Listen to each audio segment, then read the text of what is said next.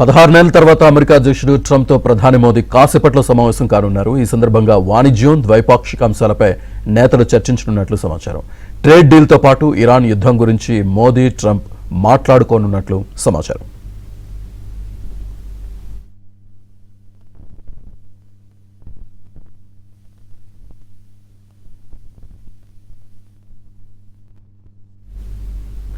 G7 out reach సెషన్లో ప్రధాని పాల్గొని ప్రసంగించారు. జీడీపీ లెక్కల గురించి మోదీ కీలక వ్యాఖ్యలు చేశారు.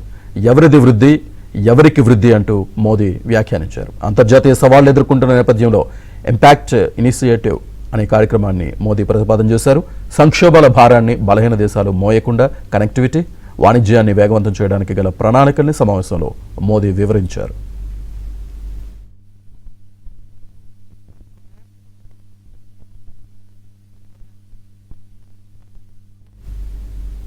ఫ్రాన్స్లో పలు దేశ అధినేతలతో మోదీ వరుస సమావేశాలు నిర్వహించారు. జర్మనీ ఛాన్సలర్తో భేటైన మోదీ ద్వైపాక్షిక, వాణిజ్య అంశాలపై చర్చించారు. ఇప్పటికే EU దేశాలతో భారత్ ఒప్పందం చేసుకోగా ఫ్రాన్స్లో EU కమిషన్ చైర్మన్ ఉర్సులా వెన్తో సమావేశమయ్యారు. ఒప్పందం గురించి మోదీ చర్చించినట్లు సమాచారం. అంతేకాకుండా భద్రత, రక్షణపరమైన అంశాలను EU కమిషన్ సభ్యులతో మోదీ చర్చించారు.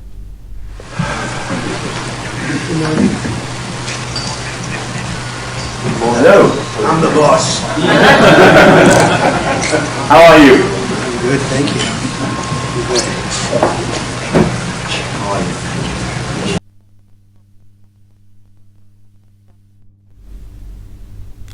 మరి కాసేపట్లో మోదీ, ట్రంప్ భేటీ కాబోతున్నారు. దీనికి సంబంధించి మరింత సమాచారాన్ని మా ఢిల్లీ బ్యూరో చీఫ్ కృష్ణ అందిస్తారు. కృష్ణ, శ్రీనివాస్, ఒకప్పుడు పశ్చిమ దేశాల కూటమైనటువంటి G7 కి భారతదేశం కేవలం ఒక అతిథి మాత్రమే. కాకపోతే ఇప్పుడు అంతర్జాతీయ సప్లై చైన్, అదేవిధంగా ఆర్టిఫిషియల్ ఇంటెలిజెన్స్, ఏఐ గవర్నెన్స్ వంటి అంశాల్లో భారత్ లేకపోతే G7 నిర్ణయాలకు కూడా విలువ లేదు అన్న స్థాయిలో భారత్ ఉందని చెప్పొచ్చు. ఒకవైపు అమెరికాతో మైత్రిని బలపరుచుకుంటూనే మరోవైపు రష్యా, ఐరోపా వివాదాలు, ఇరాన్ సంక్షోభాల పరిష్కారంలో భారత్ మధ్యవర్తిత్వ పాత్ర పోషించగలదని ఈ సదస్సు నిరూపిస్తుంది. ఫ్రాన్స్ తో వ్యూహాత్మక బంధం భారత్ కు ఐరోపాలో ఒక బలమైనటువంటి ఒక ఎంట్రీ పాయింట్ గా మారిందని చెప్పొచ్చు. అయితే అంతర్జాతీయ వేదికల పైన జార్జియా మెలోని వంటి నేతలతో మోదీ నడిపే ఈ యొక్క సాఫ్ట్ పవర్, స్నేహపూర్వక బంధాలు దేశ ప్రతిష్టని అంతర్జాతీయంగా మరింత పెంచుతున్నాయి. అమెరికాతో ట్రేడ్ డీల్ కుదిరితే భారత ఐటీ, ఫార్మా, టెక్నాలజీ రంగానికి భారీ ఊరట లభిస్తుంది. అలాగే ఇరాన్ సంక్షోభం తగ్గితే అంతర్జాతీయంగా ముడి చమురు ధరలు కూడా అదుపులోకి వచ్చి భారత ఆర్థిక వ్యవస్థకు మేలు జరుగుతుంది.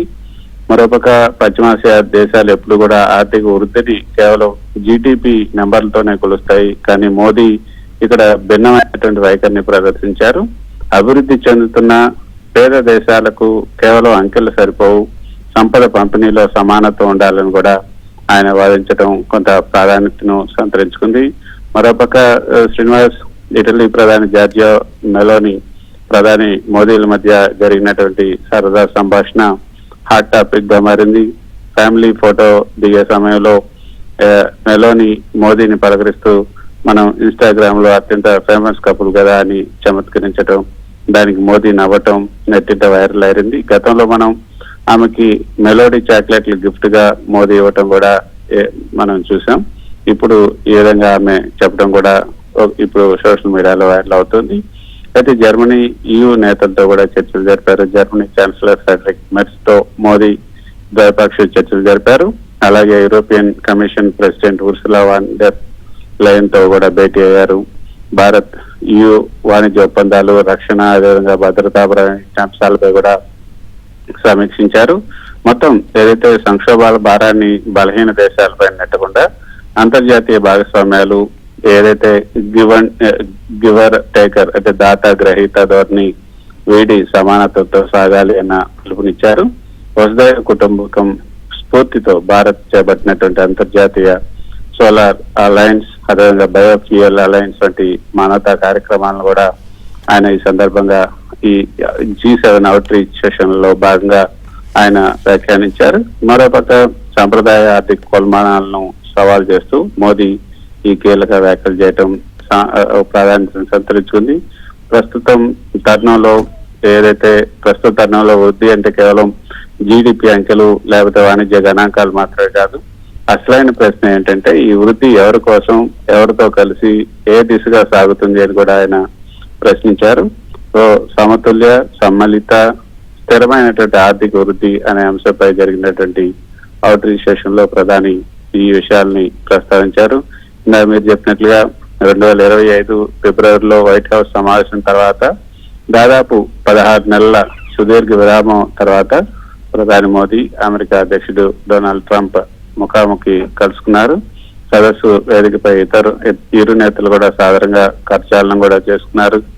భారత్ అమెరికా మధ్య సుదీర్ఘ కాలంగా నలుగుతున్నటువంటి ఈ ద్వైపాక్షిక వాణిజ్య ఒప్పందం ట్రేడ్ డీల్ పైన ఇరు నేతలు కూడా కీలక చర్చలు జరగబోతున్నారు.